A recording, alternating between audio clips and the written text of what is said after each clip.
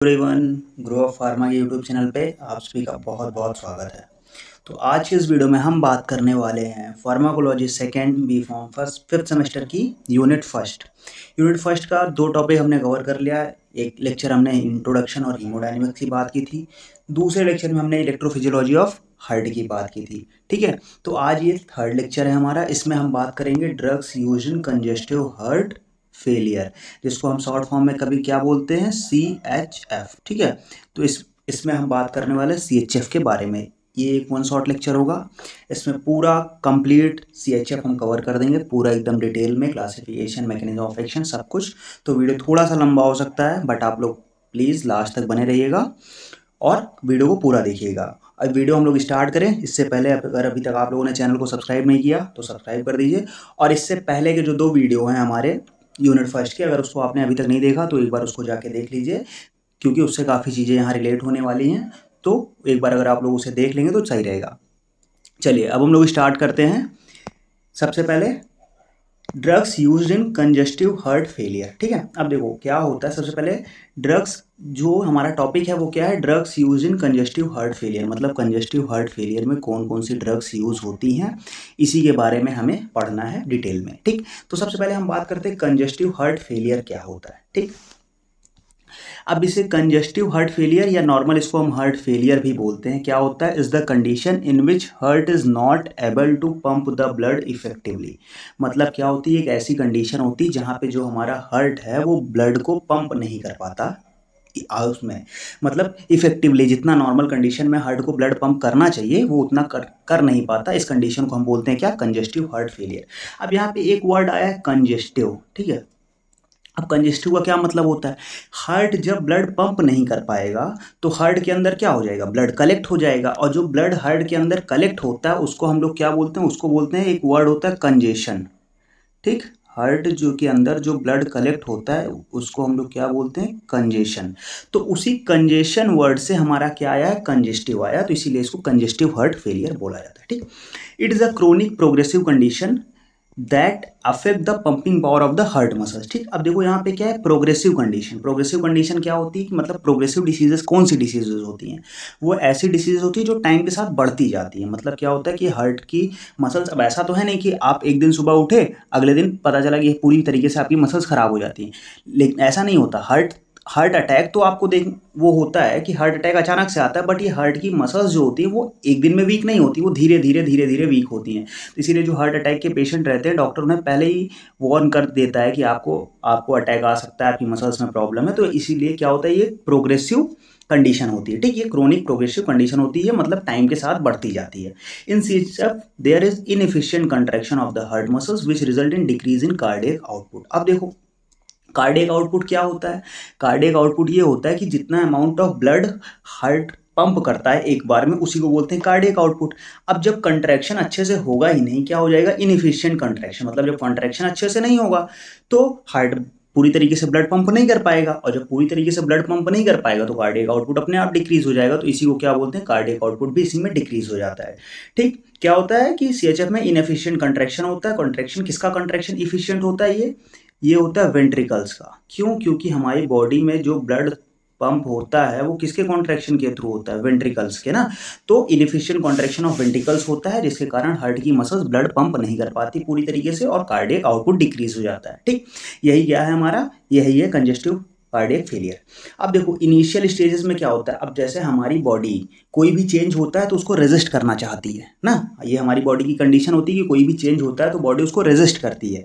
तो उसी जिस मैकेनिज्म से बॉडी चेंज को रेजिस्ट करती है, रोकती है, उसको क्या बोलते हैं, कंपनसेटरी मैकेनिज्म। ठीक है, सेम यही कंडीशन स्टार्टिंग में होता है। जब CHF की इनिशियल स्टेज होती है, कार्डियक आउटपुट घटता है, तो हमारी बॉडी काम करती है कंपनसेटरी मैकेनिज्म के थ्रू, और वो क्या करती है, कार्डियक आउटपुट को बढ़ाना चाहती है। और वो कौन सी मैकेनिज्म होती हैं, तो एक होती है सिंपैथेटिक एक्टिविटी को बढ़ा के, और दूसरा रेनिन एंजियोटेंसिन एल्डोस्टेरोन सिस्टम, जिसको हम क्या बोलते हैं, रैस सिस्टम भी होता है ना। ठीक, एक क्या होता है, एक हमारा सिंपैथेटिक एक्टिविटी को बढ़ा के और दूसरा रैस सिस्टम की एक्टिविटी को बढ़ा के, ये दोनों कंपनसेटरी मैकेनिज्म काम करते हैं इनिशियल स्टेज में कार्डियक आउटपुट को बढ़ाने के लिए। ठीक है, ये दोनों अभी हम आगे देखेंगे। कि कैसे काम करता है। जब अलग अलग क्लासिफिकेशन पढ़ेंगे तो उसी के मैकेनिज्म ऑफ एक्शन में दोनों चीज़ें आ जाएंगी। ठीक, अब हार्ट फेलियर हमारा जो होता है वो मेनली कितने टाइप का होता है ये देख लेते हैं। ठीक, टाइप्स ऑफ हार्ट फेलियर कितने टाइप का मेनली हार्ट फेलियर होता है, दो टाइप का, एक होता है सिस्टोलिक हार्ट फेलियर, दूसरा होता है डायस्टोलिक हार्ट फेलियर। अब देखो सिस्टोलिक और डायस्टोलिक हमने पढ़ा है। सिस्टोल मतलब क्या होता है, जब हमारा हार्ट कंट्रैक्ट होता है तो वो होता है हमारा सिस्टोल, और जब हार्ट हमारा रिलैक्स होता है तो वो होता है डायस्टोल। तो जब हार्ट को कॉन्ट्रैक्ट करने में फेलियर, मतलब हार्ट प्रॉपरली कॉन्ट्रैक्ट नहीं हो पाएगा, उस तरीके के फेलियर को हम बोलेंगे सिस्टोलिक फेलियर, और जब हार्ट प्रॉपरली डायस्टोल नहीं हो पाएगा तो उस तरीके के फेलियर को हम क्या बोलेंगे, डायस्टोलिक फेलियर। ठीक, अब सिस्टोलिक फेलियर कैसे होता है, due to ischaemic heart disease. Ischaemic heart disease के कारण deficient pumping action of the ventricles. मतलब क्या होता है कि जब हार्ट हमारा सिस्टोल या कॉन्ट्रैक्ट होता है तो क्या होता है, वेंट्रिकल्स कॉन्ट्रैक्ट होती हैं तो उनसे ब्लड पंप होता है, तो वो क्या हो जाता है, deficient pumping action of ventricles. जब वेंट्रिकल्स अच्छे से कॉन्ट्रैक्ट नहीं हो पाएंगी, हार्ट की मसल्स कॉन्ट्रैक्ट नहीं होंगी, तो वो हमारा कौन सा हो जाता है, वो हो जाता है सिस्टोलिक फेलियर। और जब डायस्टोलिक फेलियर क्या होता है कि जो हमारी वेंट्रिकल्स हैं वो रिलैक्स नहीं हो पाती normally, unable to relax normally, वो नॉर्मली रिलैक्स नहीं हो पाती, तो उस कंडीशन को क्या बोलते हैं, डायस्टोलिक फेलियर। ये हमें किस कंडीशन में डायस्टोलिक फेलियर मेनली देखने को मिलता है, लॉन्ग स्टैंडिंग हाइपरटेंशन। मतलब अगर कोई बहुत लंबे समय से हाइपरटेंशन का पेशेंट है तो उनके में हमें ये चीज़ें देखने को मिलती हैं। ठीक, तो ये हमने क्या क्या देख लिया, हमने कंजेस्टिव हार्ट फेलियर का एक बेसिक इंट्रोडक्शन देख लिया, और साथ में हमने क्या देख लिया, टाइप्स ऑफ हार्ट फेलियर देख लिया, एक सिस्टोलिक फेलियर देख लिया, दूसरा डायस्टोलिक फेलियर देख लिया। ठीक है, अब हम लोग बढ़ते हैं आगे। आगे देखो, अब यहाँ पे मेन चीज एक आता है, क्या आता है, कार्डियक रीमॉडलिंग। ठीक, ये चीजें थोड़ा इंपॉर्टेंट है, क्या है कार्डियक रीमॉडलिंग। कार्डियक रीमॉडलिंग क्या होता है कि defined as group of molecular, cellular and interstitial changes that manifest clinically as change in size, mass, geometry and function of the heart after injury. मतलब हार्ट में कोई भी इंजरी होने के बाद उसमें जो जो चेंजेस आते हैं उसको क्या होता है, उसको बोलते हैं, उसी को कार्डियक मॉडलिंग बोलते हैं, कार्डियक रीमॉडलिंग बोलते हैं। क्या मतलब हुआ इसका, इसका सिंपल सा एक मतलब समझो, जैसे कि अगर कोई भी चेंज हुआ, ठीक है, हार्ट की मसल्स में या किसी चीज़ में कोई भी इंजरी हुई या कोई भी चेंज हुआ हार्ट में, तो हार्ट क्या करता है, एडजस्ट करना चाहता है। ठीक है, अब मतलब मान लो कि पहले हार्ट नॉर्मल हमारा कितने में 72 बीट्स पर मिनट देता है। अब वो 72 बीट्स पर मिनट में वो हमारा कार्डियक जितना हमारी बॉडी में ब्लड चाहिए था उतना सप्लाई कर दे रहा था। बट फिर क्या हुआ कि हार्ट के अंदर डिसीज आ गई। अब वो क्या हो रहा है कि वो उसका कार्डियक आउटपुट जो था हार्ट का वो डिक्रीज हो गया। अब जब कार्डियक आउटपुट डिक्रीज हो गया तो क्या 72 बीट्स में काम होगा, नहीं होगा। तब हार्ट क्या करेगा, हार्ट अपने आप को एडजस्ट करेगा। हार्ट क्या एडजस्ट करेगा कि उसको कार्डियक आउटपुट पूरा करना है तो वो 100 बीट्स करने लगेगा। ठीक है, कितनी बीट्स, 100 बीट्स करने लगेगा, बीट्स अपनी वो बढ़ा देगा। तो इसी को जो ये एडजस्टमेंट होता है हार्ट का, इसी एडजस्टमेंट को बोलते हैं कार्डियक रीमॉडलिंग ना। अब ये एडजस्टमेंट किसमें हो सकता है, हार्ट अपना साइज चेंज कर सकता है, हार्ट अपने मास में चेंज कर सकता है, हार्ट अपने ज्योमेट्री में चेंज कर सकता है, और हार्ट अपने फंक्शन में चेंज कर सकता है। अब आप लोग खुद बताओ, जब अगर कोई चीज़ें एडजस्ट करने लगे, जब हार्ट अपने आप को एडजस्ट करने लगेगा तो कितने टाइम तक काम कर पाएगा। 72 बीट्स करता था बेचारा नॉर्मल, अब वो 100 बीट करने लगेगा तो कितने टाइम तक काम करेगा, कुछ टाइम बाद वो अपने आप बंद हो जाएगा। तो इसी को कंडीशन को क्या बोलते हैं कि तब कार्डियक रिमॉडलिंग के बाद होता है हार्ट फेलियर। मतलब इनिशियल कोई चेंज आया तो सबसे पहले होगी कार्डियक रिमॉडलिंग, और कार्डियक रिमॉडलिंग के बाद जितने ज़्यादा समय तक कार्डियक रिमॉडलिंग चलती रहेगी उतने ज़्यादा हार्ट में डैमेज होता रहेगा, और उसके बाद वो हमारा क्या हो जाएगा, हार्ट फेलियर। ठीक है, और अगर यही कार्डियक रिमॉडलिंग थोड़े टाइम के लिए हो तो ठीक है, बट अगर लॉन्ग टाइम के लिए हो जाता है तो क्या हो जाता है, फिर वो हार्ट फेलियर का काम करता है। ठीक, अब कार्डियक रिमॉडलिंग क्या होता है, एक टर्म, मतलब एक सिंपल डेफिनेशन इसकी एक और है कि term that refers to change in heart's size and shape that occurs in response to cardiac disease और कार्डियक डैमेज। मतलब किसी भी कार्डियक डिसीज या कार्डियक डैमेज के रिस्पॉन्स में हार्ट के साइज और शेप में जो चेंज होता है उसको बोलते हैं कार्डियक रीमॉडलिंग। ठीक है, चलिए ये एक डायग्राम है, ये देखो नॉर्मल हार्ट है, ये कंजेस्टिव हार्ट है। नॉर्मल वेंट्रिकुलर चैम्बर्स इस तरीके से, अब कंजेस्टिव वेंट्रिकुलर चैम्बर्स क्या हो गया कि इसमें जो ये देखो वेंट्रिकल्स की वॉल क्या हो गई, थिक हो गई। अब वेंट्रिकल्स की वॉल जितनी ज़्यादा थिक हो गई तो पंपिंग और ये हमारा कॉन्ट्रैक्शन रिलैक्सेशन में दिक्कत होगी, तो क्या हो जाएगा, हार्ट के ब्लड से इजेक्शन और फिलिंग कैपेसिटी दोनों डिक्रीज हो गई। मतलब हार्ट की फिलिंग कैपेसिटी कम हो गई, जब इसमें ब्लड कम आएगा तो बाहर भी कम जाएगा, बाहर कम जाएगा मतलब कार्डियक आउटपुट हमारा डिक्रीज हो गया। ठीक, तो ये सिंपल सा क्या है, हमारा नॉर्मल और कंजेस्टिव हार्ट का एक डायग्राम है, आप लोग देख सकते हैं। ठीक है, अब देखो, अब हम लोग आगे बढ़ते हैं। ये रहा हमारा एक फ्लो चार्ट के रूप में समझते हैं कंजेस्टिव कार्डियक फेलियर क्या होता है। ठीक, कंजेस्टिव कार्डियक फेलियर, इसमें क्या हुआ, कार्डियक आउटपुट हमारा डिक्रीज हुआ। कार्डियक आउटपुट डिक्रीज हुआ मतलब reduce the renal blood flow भी, कार्डियक आउटपुट डिक्रीज हुआ मतलब हमारी बॉडी में ब्लड कम गया, ब्लड कम जा रहा है मतलब रेनल ब्लड फ्लो डिक्रीज हुआ मतलब सोडियम वाटर रिटेंशन, और सोडियम वाटर रिटेंशन मतलब हमारी बॉडी में फ्लूइड का रिटेंशन। तो जो बॉडी में फ्लूइड का रिटेंशन होता है उस कंडीशन को क्या बोलते हैं, ओडेमा कंडीशन बोलते हैं। तो इससे ये कंडीशन भी होने के चांसेस रहते हैं। ठीक, अब देखो, अब हमारा जो कार्डियक फेलियर है वो दो तरीके से हो सकता है। कौन कौन सा हो सकता है, एक हमारा हो सकता है कौन सा, एक हमारा हो सकता है फॉरवर्ड फेलियर और एक हमारा हो सकता है बैकवर्ड फेलियर। ठीक, अब फॉरवर्ड फेलियर और बैकवर्ड फेलियर क्या होता है ना, इसको फटाफट हम लोग 1 मिनट में समझते हैं, फॉरवर्ड फेलियर और बैकवर्ड फेलियर। ठीक, अब फॉरवर्ड फेलियर में क्या होता है कि जो हमारे आर्टरियोल्स होते हैं वो क्या हो जाते हैं, पतले हो जाते हैं, नैरोअर आर्टरियोल्स, मतलब हमारी जो आर्टरीज हैं वो नैरो हो जाती हैं, और जिससे क्या हुआ, आफ्टर लोड बढ़ जाता है। और बैकवर्ड फेलियर में क्या होता है कि हमारे जो वेन्स हैं वो नैरो हो जाती हैं और उससे क्या हो जाता है, प्री लोड बढ़ जाता है। ठीक, ये क्या होता है, आ जाओ इसको हम लोग समझते हैं एक ब्लैंक स्क्रीन पे। ठीक है, देखो मान लो ये हमारा एक नॉर्मल हार्ट हो गया। ठीक, मान लो ये हमारा एक नॉर्मल हार्ट है। अब देखो, अगर हमारा ये जो वेंट्रिकल से ब्लड निकलना है, अगर एक ये ऐसी हम पतली वेंट्रिकल से ब्लड निकालें और एक अगर हम थोड़ा मोटी वेंट्रिकल, एक मिनट को बताते हैं इसको।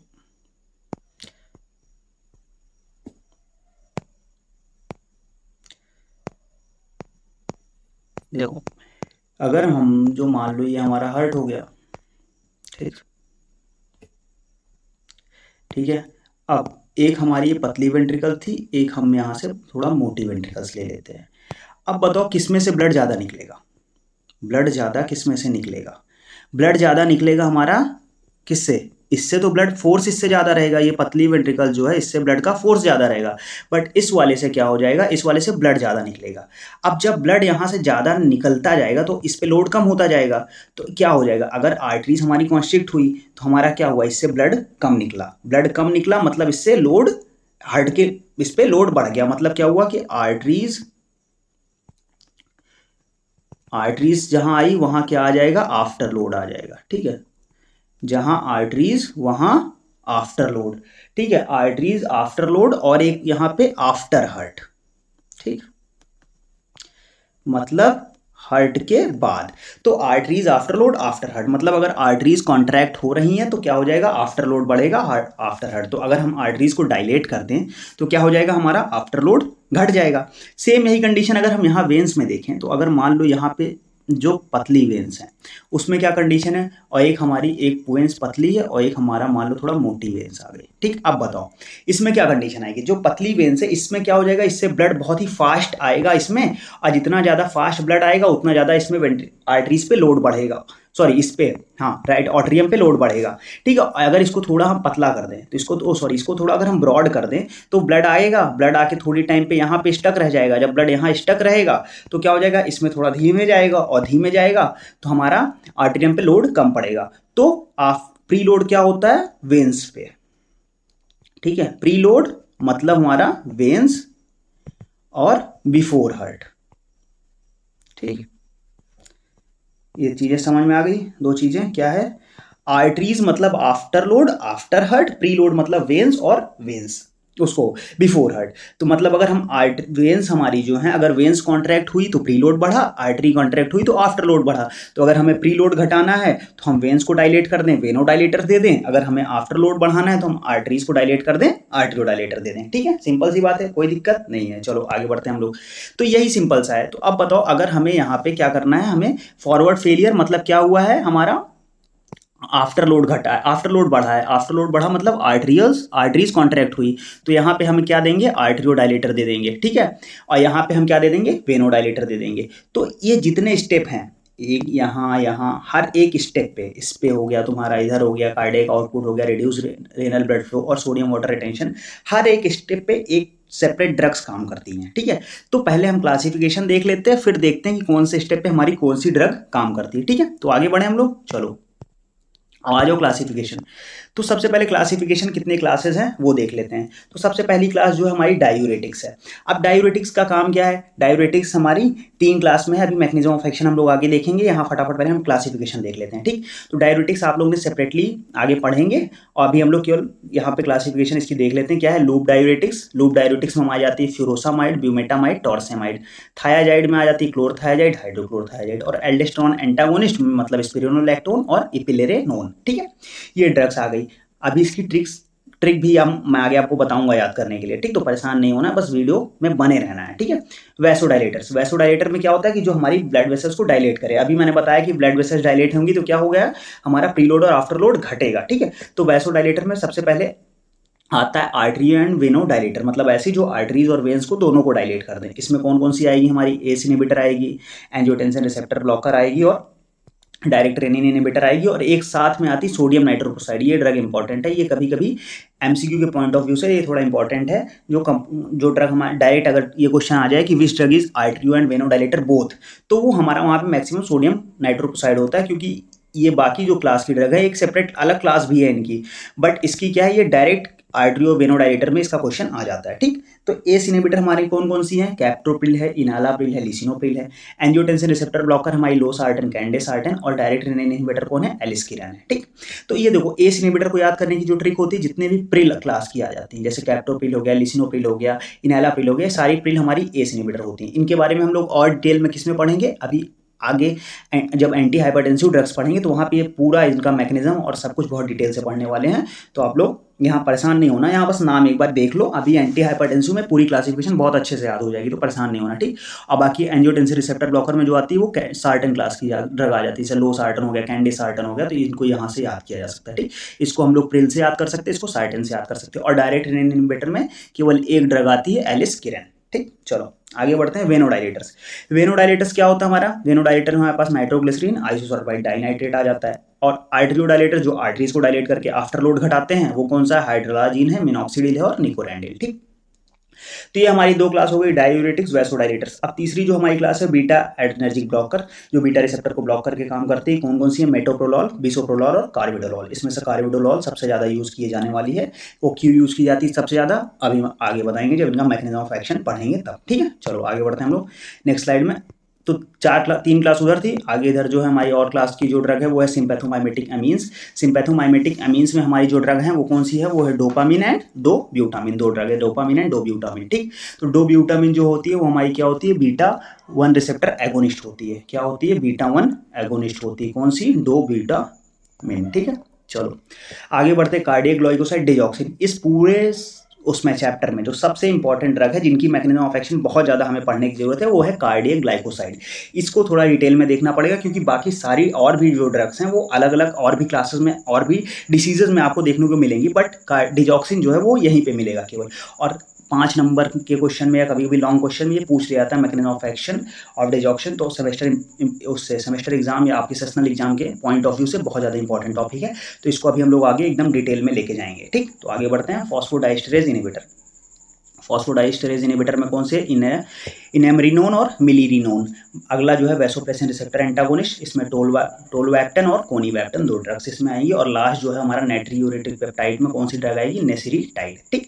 तो ये हमारा सिंपल सा क्लासिफिकेशन है। अब हम लोग आगे बढ़ते हैं इस क्लासिफिकेशन को याद करने की ट्रिक के लिए, ठीक है। चलो आगे बढ़े, चलो ठीक है। अब देखो ये ट्रिक है to learn the drug use in CHF।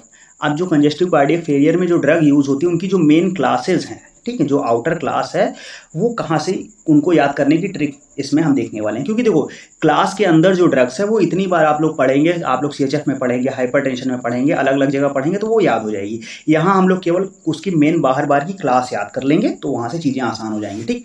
तो क्या है trick? Diverse, veggies, support, better cardiac nutrition, protect vessels. अब देखो कंजेस्टिव हार्ट फेलियर मतलब हमारा क्या हो जाएगा? ये कार्डियक आ गया, ठीक। एक वर्ड आ गया कार्डियक, और दूसरा वेसल्स। तो ये दोनों तो कार्डियक यहाँ से याद हो जाएगी। और वेजीज मतलब वेजिटेबल्स। तो जितनी ज़्यादा वेजिटेबल्स आप लोग खाएंगे, इसको हम लोग ऐसे याद कर सकते हैं कि जितनी ज़्यादा सब्जियां हम लोग खाएंगे वो हमारी कार्डियक न्यूट्रिशन, हमारी हार्ट के न्यूट्रिशन को बना के रखेगी और हमारी वेसल्स को प्रोटेक्ट करेगी, ठीक है। तो डाइवर्स से आ गया डायूरेटिक्स, वेजीज से आ गया वैसोडाइलेटर, सपोर्ट से आ गया सिंपैथोमाइमेटिक एमीन्स, बेटर से आ गया हमारा बीटा ब्लॉकर, कार्डियक से आ गया हमारा कार्डियक ग्लाइकोसाइड, न्यूट्रिशन से आ गया नाइट्रीयूरेटिक पेप्टाइड, और प्रोटेक्ट से आ गया फॉस्फोडाइस्टरेज इनहिबिटर, और वेसल्स से आ गया वैसोप्रेसिन एंटागोनिस्ट। ठीक, तो ये सिंपल सा हमारी ट्रिक हो गई, diverse wages, support, better, cardiac, nutrition, protect, vessels. ये हमारी ट्रिक हो गई किसको, कंजेस्टिव हार्ट फेलियर की ड्रग्स को याद करने की। ठीक है, चलिए अब हम लोग आगे बढ़ते हैं। अब ये हमने क्लासिफिकेशन देख लिया, सिंपल सी उसकी ट्रिक देख ली। अब हम लोग एक एक क्लास को लेके फटाफट आगे बढ़ेंगे और कैसे उसको, उसकी जो ड्रग्स हैं वो कैसे हमारे लिए यूजफुल होती है, उनका क्या मैकेनिज्म ऑफ एक्शन है, ये हम लोग देखेंगे। ठीक, तो सबसे पहले बात करते हैं डायूरेटिक्स की। तो डायूरेटिक्स में जो मेन होता है high ceiling diuretics. High ceiling diuretics जैसे कि हमारा फ्यूरोसेमाइड हो गया, ब्यूमेटानाइड हो गया, are the diuretics of choice for mobilizing oedema fluid. ठीक है, अब मोबिलाइजिंग एडेमा फ्लूइड इसका क्या मतलब होता है, थोड़ा इसको हम लोग देखते हैं। ठीक है, क्या होता है कि हमारी जो हाई सीलिंग डायूरेटिक्स है, मतलब जो लूप डायूरेटिक्स जैसे कि ब्यूमेटानाइड हो गया और फ्यूरोसेमाइड, ये क्या करते हैं, मोबिलाइजिंग एडेमा फ्लूइड। हमने ये बताया था कि हार्ट फेलियर में जो लंग्स और पेरिफेरल ऑर्गन्स होते हैं उनके में क्या होता है कि फ्लूइड एक्यूमुलेट हो जाता है। मतलब हमारी जो लंग्स हो गई या पेरिफेरल ऑर्गन्स हो गई, उसमें क्या होता है, फ्लूइड एक्यूमुलेट, मतलब फ्लूइड कलेक्ट हो जाता है। अब डायूरेटिक्स कौन सी ड्रग होती हैं, डायूरेटिक्स ऐसी ड्रग होती हैं जो यूरिन के आउटफ्लो को बढ़ा देती हैं। ठीक है, डायूरेटिक ऐसी ड्रग होती है जो क्या करती है, यूरिन के आउटफ्लो को बढ़ा देती हैं। तो जब यूरिन का आउटफ्लो बढ़ जाता है तो उसके थ्रू जो ये हमारा क्या इसमें हमारा लंग्स में और पेरिफेरल ऑर्गन्स में अलग अलग जो फ्लूइड कलेक्टेड है वो क्या हो जाता है, वहां से वो बाहर निकल जाता है, फ्लूइड को रिमूव कर देते हैं। अब जितना ज़्यादा फ्लूइड कम हो गया, बॉडी में फ्लूइड कम हुआ, तो फ्लूइड यहाँ किसकी बात कर रहे हैं, फ्लूइड में यहाँ हम बात कर रहे हैं ब्लड की। ठीक है, तो ब्लड के वॉल्यूम की। ठीक है, अब जब यूरिन के थ्रू इन्होंने वाटर और अदर चीज़ें निकाल दी तो ब्लड का वॉल्यूम कम हो गया।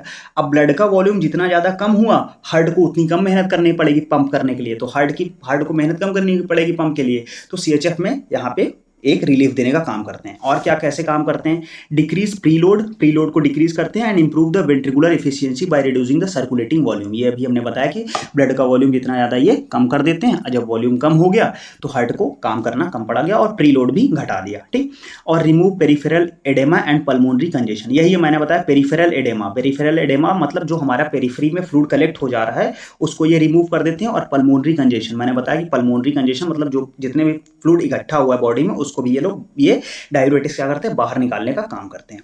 और एक चीज ये भी है कि diuretics do not influence the disease process in CHF. मतलब डायूरेटिक्स जो सीएचएफ की डिसीज है, मतलब हार्ट की जो पंपिंग इफिशियंसी कम हो रही है सीएचएफ में, तो पंपिंग इफिशियंसी पे कोई काम नहीं करते, ये बस सिम्टम्स को ट्रीट करते हैं, मतलब सिम्टोमेटिक इंप्रूवमेंट देते हैं। मतलब क्या इनका कि हार्ट की पंपिंग इफिशियंसी पे डायूरेटिक्स का कोई रोल नहीं है, ये बस मेन काम क्या करते हैं, ये जो उसका सिम्टम्स है डिसीज की उसको ट्रीट करते हैं। मतलब जो हमारा लोड बढ़ रहा था हार्ट पे वो कम करते हैं। तो इसका क्या काम करते हैं, ये सिम्टोमेटिक इंप्रूवमेंट देखने को मिलता है। तो ये भी एक एमसीक्यू के पॉइंट ऑफ व्यू से क्वेश्चन बन सकता है कि which of the drugs give symptomatic improvement in CHF, तो आ जाएगा आंसर क्या, डायूरेटिक्स।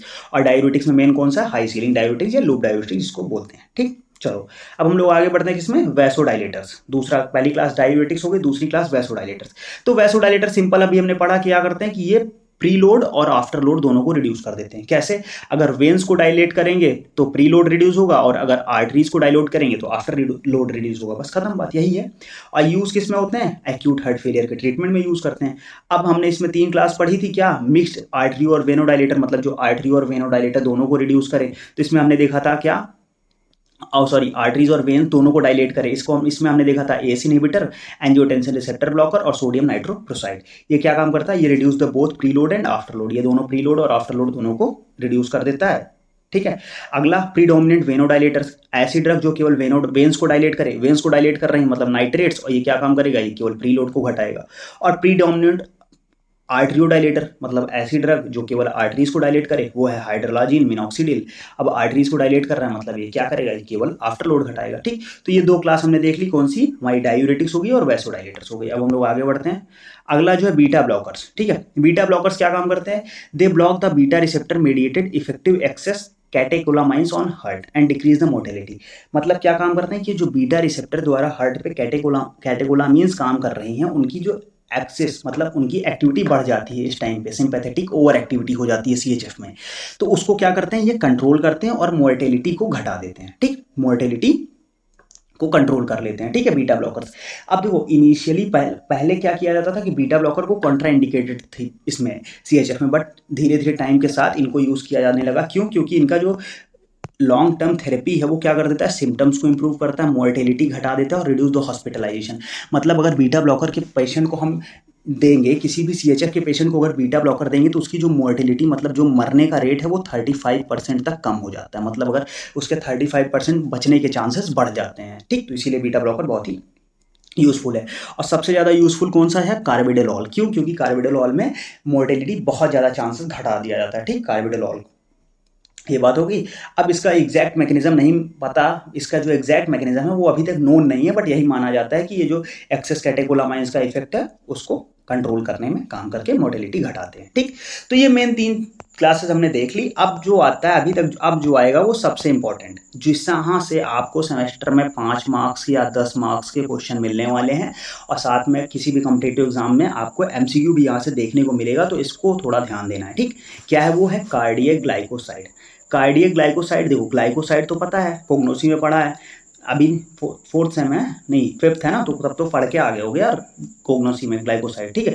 अब क्या है कार्डियक ग्लाइकोसाइड। कार्डियक ग्लाइकोसाइड मैंने आपको पहले लेक्चर में ये बात बताई थी कि जहाँ भी कार्डियक वर्ड आया मतलब वो किससे रिलेटेड है, वो हार्ट से रिलेटेड है, ठीक। तो जहाँ भी कार्डियक वर्ड आया मतलब वो हार्ट से रिलेटेड है। तो कार्डियक ग्लाइकोसाइड मतलब ऐसे ग्लाइकोसाइड जो हमारा हार्ट के ट्रीटमेंट में यूज हो उन्हें हम बोलते हैं कार्डियक ग्लाइकोसाइड, ठीक है। अब देखो क्या होते हैं ये, these are the glycosidic drugs having cardiac inotropic property. मतलब क्या होता है कि cardiac inotropic, that is increase the cardiac output. हमें यही तो चाहिए था, मैं पहले में ही देख लिया कि सीएचएफ में क्या होता है, कार्डियक आउटपुट घट जाता है, तो ये क्या करते हैं कि कार्डियक आउटपुट को बढ़ा देते हैं without increase in oxygen consumption. मतलब हार्ट पे ऑक्सीजन कंजम्पशन, मतलब हार्ट पे कोई भी एक्स्ट्रा लोड दिए बिना ये कार्डियक आउटपुट को बढ़ा देते हैं, ठीक। अब हम देखते हैं ग्लाइकोसाइड। ग्लाइकोसाइड 2 पार्ट, ग्लाइकोसाइड जो भी कोई भी ग्लाइकोसाइड वो मॉलिक्यूल होता है उसमें 2 पार्ट होते हैं, एक होता है ग्लाइकोन माइटी और दूसरा होता है एग्लाइकोन। जो ग्लाइकोन पार्ट होता है वो होता है शुगर पार्ट और जो एग्लाइकोन पार्ट होता है वो नॉन शुगर पार्ट। तो इस कंडीशन में क्या होता है, जो कार्डियक ग्लाइकोसाइड में जो एग्लाइकोन पार्ट होता है वो एक स्टेरॉयडल न्यूक्लियस होता है, किसमें, अटैच्ड लैक्टोन रिंग। मतलब उसका एक स्टेरॉयडल न्यूक्लियस होता है, लैक्टोन रिंग उसके साथ अटैच होती है, ठीक। ये मेन कोग्नोसी का पार्ट है, यहाँ इतना खास इंपॉर्टेंट नहीं है, बट ठीक है। फिर भी आपको जब 5 नंबर या 10 मार्क्स का क्वेश्चन लिखेंगे आप लोग तो आपको कंटेंट चाहिए होगा ना, तो वो कंटेंट बनाने का ये काम करेगा, ठीक है। चलिए अब देखते हैं हम लोग आगे क्या, सोर्स और ग्लाइकोसाइड, मतलब जो अलग अलग सोर्स और कौन कौन से ग्लाइकोसाइड होते हैं। तो सबसे पहला जो सोर्स है डिजिटालिस पर्प्यूरिया की लीफ में कौन से ग्लाइकोसाइड मिलते हैं, डिजिटॉक्सिन, और डिजिटालिस लैनेटा के लीफ में मिलता है डिजिटॉक्सिन और डिजॉक्सिन दोनों मिलता है, ठीक। तो ये हमारा क्या हो गया, कार्डियक ग्लाइकोसाइड का एक जनरल इंट्रोडक्शन हो गया, उसके सोर्सेज के बारे में हम लोग बात कर लिया। हम लोग आगे बढ़ते हैं, क्या मैकेनिज्म ऑफ एक्शन। देखो मेन यही काम है, ठीक है। अब मेन यही काम है, इसको हम लोग थोड़ा एक बार समझ लेते हैं। कैसे समझेंगे, कार्डियक ग्लाइकोसाइड का मैकेनिज्म ऑफ एक्शन। अब कार्डियक ग्लाइकोसाइड अभी हमने बताया कि ये क्या काम करता है, ये मेन काम करता है किसमें, सोडियम पोटेशियम एटीपेज में। कार्डियक ग्लाइकोसाइड किस में काम करता है, सोडियम पोटेशियम एटीपेज पे काम करता है और कार्डियक आउटपुट बढ़ाता है। कैसे बढ़ाता है देखते हैं। देखो यहाँ से हम लोग अगर स्टार्ट करें तो पहले एक ब्लैंक स्क्रीन पर समझ लेते हैं, फिर वो फ्लो चार्ट आप लोग रीड कर लीजिएगा। देखो जैसे ये हम कोई एक सेल ले रहे हैं, ठीक, और यहाँ पे एक होता है ये, ठीक ठीक। अब देखो क्या होता है कि ये हो गया हमारा सोडियम पोटेशियम एटीपेज, ठीक, और ये जो है ये हमारा है सोडियम कैल्शियम एक्सचेंजर,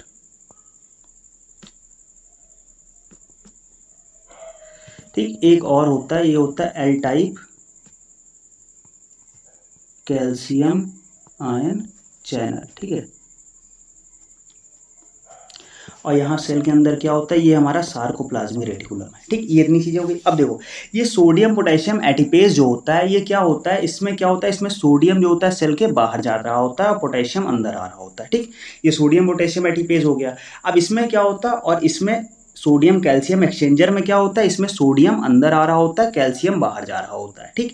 तो ये 2 चीजें होती हैं। तो हमारा जो डिजिटैलिस है वो आके यहीं बाइंड कर जाता है सोडियम पोटेशियम एटीपेज पे। ये हमारा डिजिटैलिस का मॉलिक्यूल आके सोडियम पोटेशियम एटीपेज पे बाइंड कर गया। अब सोडियम पोटेशियम एटीपेज पे डिजिटैलिस का मॉलिक्यूल आके बाइंड कर गया तो सेल के अंदर से सोडियम क्या हो गया, बाहर जाने नहीं पा रहा है। अब सोडियम का मॉलिक्यूल अंदर बढ़ गया।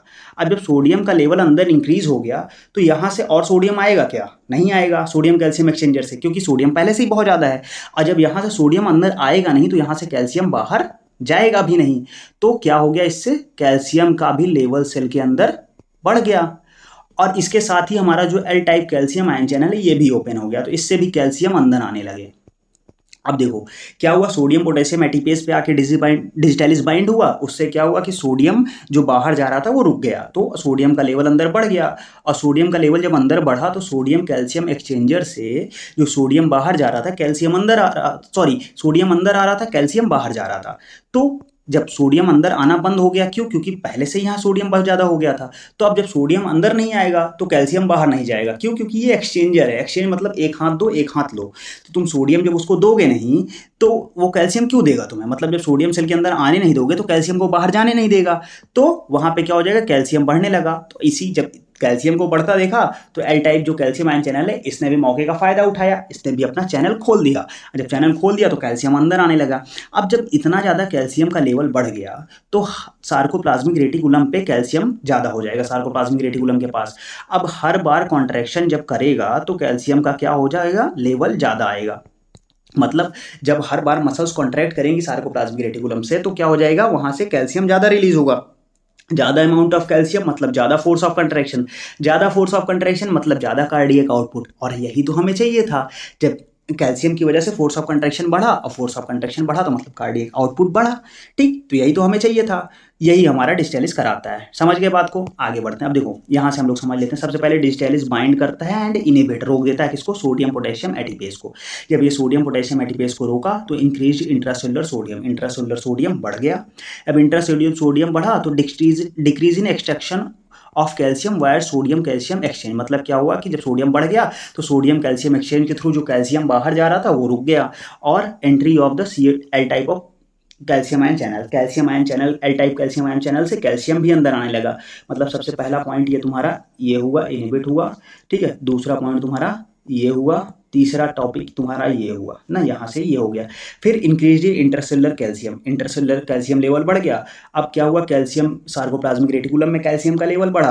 जब सार्कोप्लाज्मिक रेटिकुलम में कैल्शियम का लेवल बढ़ा तो हर एक्शन पोटेंशियल के साथ ज़्यादा कैल्शियम रिलीज होगा। जब हर एक्शन पोटेंशियल के साथ ज़्यादा कैल्शियम रिलीज होगा तो मतलब क्या हो गया कि हमारा जो एक्साइटेशन और कंट्रैक्शन बहुत ही फास्ट हो गया। Positive inotropic effect, positive inotropic effect, cardiac output बढ़ गया। यही तो हमें चाहिए था, सिंपल सा यही तो चाहिए था। हार्ट CHF में क्या होता है, कार्डियक आउटपुट घटता है, हमें कार्डियक आउटपुट बढ़ाना था तो कार्डियक आउटपुट हमने यहाँ पे बढ़ा दिया। ठीक है, सिंपल सा ये मैकेनिज्म ऑफ एक्शन ऐसे फ्लो चार्ट के फॉर्म में आप लोग याद कर सकते हैं। बाकी अगर डायग्राम जो मैंने अभी पीछे बताया उसको देखना हो तो आप KD त्रिपाठी की बुक में उसको रिफर कर सकते हैं। ठीक है, बाकी फ्लो चार्ट के रूप में याद करिए, सिंपल सा, ज़्यादा आसानी से याद हो जाएगा। और 5 नंबर या 10 नंबर जो जिस नंबर जितने भी लॉन्ग क्वेश्चन या शॉर्ट क्वेश्चन में जो भी आता है तो वहाँ पे आपको फुल मार्क्स ये मिलेगा इस फ्लो चार्ट से। ठीक है, तो इसको अच्छे से एक बार फिर से रिवाइज कर दीजिएगा, और नहीं समझ में आता तो वीडियो को एक बार फिर से प्ले कर लीजिएगा तो चीज़ें क्लियर हो जाएगी। चलिए अब हम लोग आगे बढ़ते हैं किसमें, अब इसका फार्माकोलॉजिकल एक्शन। अब हमारा जो डिजिटैलिस है वो कार्डियक मतलब हार्ट पे भी एक्शन दिखाता है और हार्ट के बाहर भी एक्शन दिखाता है। क्या क्या दिखाता है, सबसे पहले increase the force of contraction, जो हमने देखा पॉजिटिव आइनोट्रोपिक इफेक्ट अभी हमने देखा। डिक्रीज द हार्ट रेट, अब क्या होता है कि ये फोर्स ऑफ कंट्रैक्शन मतलब हार्ट जितनी बार, हार्ट के रेट पे कोई इफेक्ट नहीं बढ़ता, हार्ट का रेट घटा देता है, but her bar force of contraction heart का बढ़ा देता है, जिससे क्या होता है कार्डियक आउटपुट बढ़ जाता है। ठीक है, तो ये हमारा क्या होता है, फोर्स हार्ट रेट को घटा देता है, मतलब निगेटिव क्रोनोट्रॉपिक इफेक्ट। और ईसीजी पे क्या काम करता है, ये ईसीजी पे पीआर इंटरवल को प्रोलॉन्ग कर देता है, टी वेव को उल्टा कर देता है, और डिप्रेशन इन एसटी सेगमेंट को डिप्रेस कर देता है। ठीक, तो ये हमारा इसका डिजिटैलिस का कार्डियक एक्शन हो गया। अब डिजिटैलिस का एक्स्ट्रा कार्डियक एक्शन क्या होता है, जीआईटी पे नोजिया, वोमिटिंग, डायरिया देखने को मिलता है। ठीक है, और किडनी में हमें क्या क्या देखने को मिलता है, डायूरेसिस कॉज कराता है, मतलब यूरिन आउटपुट बढ़ा। यूरिन आउटपुट बढ़ा मतलब हमारा क्या होता है कि जो एडेमा फ्लूइड है वो भी मोबिलाइज हो जाता है, तो एक एक्शन उधर से भी देखने को मिल जाता है। और सीएनएस पे क्या हो जाता है, हाई डोज पे कंफ्यूजन हो जाता है, ब्लरिंग ऑफ विजन और डिसोरिएंटेशन, ये चीजें देखने को मिलती है। ठीक, इसका एडवर्स इफेक्ट देख लें तो क्या हो जाएगा, एनोरेक्सिया हो गया, नोजिया हो गई, वोमिटिंग हो गया, एब्डोमिनल पेन हो गया, स्किन रैशेस, डायरिया, गायनिकोमास्टिया और एवरी टाइप ऑफ एरिथमिया, हर तरह की एरिथमिया भी देखने को मिलती है। तो ये सारी चीजें इसका फार्माकोलॉजिकल एक्शन हो गया और हमारा एक्स्ट्रा कार्डियक एक्शन और एडवर्स इफेक्ट। ठीक, ये सारी चीजें हो गई। अब एक चीज ये देख लेते हैं कि डिजिटैलिस का कॉन्ट्रा इंडिकेशंस क्या क्या है। ठीक है, कॉन्ट्रा इंडिकेशंस ऑफ डिजिटैलिस, तो इसके लिए भी एक सिंपल सी ट्रिक है। क्या क्या ट्रिक है वो देख लो। Contraindicated in weak heart, अब देखो यहाँ कैसे याद होता है, कॉन्ट्रा इंडिकेटेड मतलब कॉन्ट्राइंडिकेशन पढ़ रहे हैं डिस्टेलिस की। हार्ट मतलब हार्ट पे तो डिस्टेलिस काम कर ही रहा है। वीक हार्ट मतलब हमारा CHF में भी हार्ट तो वीक हो ही जाता है। तो ये हमारा इसकी ट्रिक याद करने के लिए कॉन्ट्राइंडिकेटर मतलब क्या हो जाता है, कार्ड हमारा कॉन्ट्राइंडिकेटर मतलब ये हो जाती है कार्डाइटिस। कार्डाइटिस क्या होता है, इन्फ्लामेशन ऑफ हार्ट। हार्ट की जो इन्फ्लामेशन होता है उसको हम बोलते हैं क्या, कार्डाइटिस। ठीक, तो इसको आप लोग ये इन्फ्लामेशन ऑफ हार्ट, ठीक, तो उसमें काम करता है। कॉन्ट्राइंडिकेट मतलब कार्डाइटिस, मतलब अगर हार्ट का इन्फ्लामेशन है तो वहाँ हम नहीं दे सकते। इन मतलब इंक्रीज कैल्शियम लेवल, अगर हाइपर कैल्सीमिया है, कैल्शियम बहुत ज़्यादा, क्योंकि ये पहले से कैल्शियम को रोक दे रहा है, अभी मैकेनिज्म में देखा। अब पहले से ही अगर कैल्शियम ज़्यादा है तो बहुत ज़्यादा कैल्शियम का ओवरफ्लो हो जाएगा, तो भी अच्छा नहीं है। फिर वीक में WPW सिंड्रोम में, फिर हाइपोकैलीमिया या हाइपोमैग्नीशियमिया में भी नहीं दे सकते। एल्डरली मतलब बहुत ही एज्ड पेशेंट में भी नहीं दिया जा सकता। AV ब्लॉक हो तो भी नहीं, रेनल फेलियर हो तो, और थायराइड से शायद हाइपर या हाइपोथायराइडिज्म दोनों कंडीशन होती तब भी इसको नहीं दिया जा सकता। तो इन सब कंडीशन में हमारा जो डिजिटलिस है वो क्या है, कॉन्ट्रा इंडिकेटेड है। ठीक, अगला डिस्टेलिस टॉक्सिसिटी। अगर डिस्टेलिस की टॉक्सिसिटी हो जाती है तो हम कौन सा एंटीडोट उसमें दे सकते हैं, डिजीबाइंड। ये बहुत ही इंपॉर्टेंट पॉइंट है, इसको आप लोग दम दिमाग में ध्यान बना के रखें ना कि डिस्टेलिस की टॉक्सिसिटी में एंटीडोट कौन सा होता है, डिजीबाइंड। और डिजीबाइंड को हम लोगों ने जनरल फार्माकोलॉजी में भी पढ़ रखा है। कहाँ पढ़ रखा है, ये कहाँ यूज़ होता है, ये आप लोग हमें बताएंगे कमेंट सेक्शन में। डिजीबाइंड कहाँ पे यूज़ होता है, मतलब जनरल फार्माकोलॉजी में कहाँ पढ़ा है इसको, कौन सी क्लास ऑफ ड्रग्स में हमने डिजीबाइंड को पढ़ रखा है। ठीक है, चलिए आगे बढ़ते हैं। अब देखो हमने इतनी क्लासेस देख ली, अब अगला जो हमारा क्लास है वो है सिंपैथोमाइमेटिक एमीन्स। ठीक है, सिंपैथोमाइमेटिक एमीन्स में कौन कौन सी आती हैं, दो ड्रग आती हैं, डोपामिन आता है, डोब्यूटामिन। ठीक है, सिंपैथोमाइमेटिक में डोपामिन, डोब्यूटामिन, अब ये क्या काम करती है, use in short term management of acute heart failure. Acute heart failure की शॉर्ट टर्म मैनेजमेंट में इसको यूज करते हैं। ये क्या करता है, positive inotropic effect. Positive inotropic effect जो अभी हमने देखा कि फोर्स ऑफ कंट्रैक्शन को बढ़ा देता है। ठीक है, फोर्स ऑफ कंट्रैक्शन को बढ़ा दिया मतलब कार्डियक आउटपुट बढ़ जाता है, वही सेम काम है इसका। फिर ये भी क्या होता है, सिम्टोमेटिक रिलीफ दिखलाता है पेशेंट में, जिसका वेंट्रिकुलर डिस्फंक्शन मतलब वही वेंट्रिकल्स अच्छे से काम नहीं कर रहे, तो उनमें सिम्टोमेटिक रिलीफ देखने का काम करता है कौन, सिंपैथोमाइमेटिक एमीन्स। कौन कौन सी, डोपामिन एंड डोब्यूटामिन हुए। ठीक है, अब हम लोग आगे बढ़ते हैं किसमें, फॉस्फोडाइस्टरेज इनहिबिटर। ठीक, फॉस्फोडाइस्टरेज इनहिबिटर क्या करती है कि फॉस्फोडाइस्टरेज 3 को इनहिबिट कर देती है। ठीक, ये फॉस्फोडाइस्टरेज 3 को इनहिबिट करती हैं और इन्हें हम आयनोडाइलेटर्स बोलते हैं, क्योंकि ये पॉजिटिव आइनोट्रोपिक इफेक्ट भी दिखाती हैं। ठीक है, पॉजिटिव आइनोट्रोपिक इफेक्ट के कारण इनको हम आयनोडाइलेटर्स भी बोलते हैं। ये क्या करती है, सेलेक्टिवली इनहिबिट करती है फॉस्फोडाइस्टरेज 3 को, और CMP का लेवल बढ़ा देती हैं। CMP लेवल बढ़ा मतलब कंट्रैक्शन पावर बढ़ जाती है। ठीक, they show positive inotropic effect, हमने अभी पढ़ा। And as they increase the cardiac output and decrease the afterload. ये क्या करती है, कार्डियक आउटपुट को भी बढ़ाती है और आफ्टर लोड को भी घटा रही है। अब आफ्टर लोड घटा रही मतलब क्या हो रहा है, ये आर्टरीज को डायलेट करने का काम कर रही है। आफ्टर लोड घटा रही मतलब आर्टरीज को डायलेट करने का काम कर रही हैं, और इनको हम IV रूट से दिया जाता है। ठीक, और दो ड्रग हमने पढ़ा था, कौन सा, मिलरिनोन और इनैमरिनोन। ठीक, दो ड्रग थी, मिलरिनोन और इनैमरिनोन। तो जो हमारा मिलरिनोन है ये मोर पोटेंट होती है इनैमरिनोन से, और ये क्या होता है, थ्रोम्बोसाइटोपेनिया नहीं प्रोड्यूस करती। अब थ्रोम्बोसाइटोपेनिया क्या होता है ये भी आप लोग मुझे कमेंट सेक्शन में बनाएंगे, थ्रोम्बोसाइटोपेनिया क्या होती है। ठीक, एडवर्स इफेक्ट, थ्रोम्बोसाइटोपेनिया और हिपैटोटॉक्सिसिटी, दो इसके एडवर्स इफेक्ट है। ठीक है, अब देखो ये चीजें हो गई, तो हमने मेन ड्रग्स की मैकेनिज्म ऑफ एक्शन भी देख लिया है। अभी आज का 2 क्वेश्चन कौन कौन सा था, एक हमारा डिजीबाइंड कहाँ हमने पढ़ रखा, और साथ में हमारा थ्रोम्बोसाइटोपेनिया क्या होता है। ठीक, ये सारी चीजें हो गई। अब एक बार हम लोग वापस यहाँ से एक बार इस पे नजर डाल लेते हैं, जो हमने स्टार्टिंग में इसका देखा था कि यहाँ पे कौन कौन सी ड्रग काम करती है। अब देखो अभी हम लोग क्या करता कि आफ्टर लोड मतलब जो आर्टरीज को डायलेट करें, तो आर्टरीज को डायलेट करने वाली कौन सी ड्रग थी, हमारी ACE इनहिबिटर थी। ठीक है, आर्टरीज को हमारी कौन सी ड्रग डायलेट कर रही थी, आर्टरीज को डायलेट करने वाली थी हमारी कौन सी, ACE इनहिबिटर थी, हाइड्रोलाजिन थी, मिनॉक्सिडिल थी, निकोराइंडिल, ये सारी चीजें, ये सारी ड्रग यहाँ काम करेगी। और वेन्स को डायलेट करने वाली हमारी कौन सी ड्रग थी, नाइट्रोग्लिसरीन थी, आइसोसाइड बाई डाइनाइट्रेट्स थी, और बाकी आर्टरी और वेनोडाइलेटर्स जो कंबाइंड ड्रग थी वो यहाँ काम करेगी। अब कार्डियक आउटपुट घटा, तो कार्डियक आउटपुट को बढ़ाने के लिए कौन सी ड्रग काम करेगी, कार्डियक आउटपुट को बढ़ाने के लिए हमारे पास कौन सी, डिस्टेलिस थी और डोब्यूटामिन, दो ड्रग काम करेगी कार्डियक आउटपुट को बढ़ाने के लिए।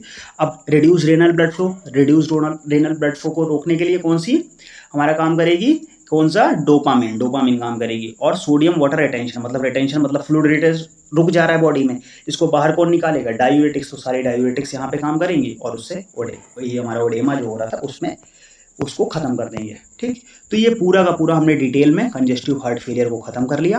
ठीक है, तो आज का वीडियो हम यहीं पे एंड करेंगे, कंजेस्टिव हार्ट फेलियर खत्म। अगर आपको ये वीडियो अच्छा लगा हो तो ये वीडियो को लाइक करना, और कमेंट सेक्शन में ज़रूर बताना कि कैसा लगा, और दोनों क्वेश्चन के आंसर मुझे कमेंट सेक्शन में चाहिए। बाकी अगर आपको ये नोट्स चाहिए तो आप ग्रो ऑफ फार्मा के टेलीग्राम चैनल को ज्वाइन कर लीजिए, और भी अगर डेली क्विजेज और पोस्ट या हमसे कनेक्ट करना हो तो इंस्टाग्राम पे ज्वाइन कर लीजिए, और यूट्यूब चैनल को अगर अभी तक भी सब्सक्राइब नहीं किया तो एक बार सब्सक्राइब कर दो यार, क्या सोच रहे हो।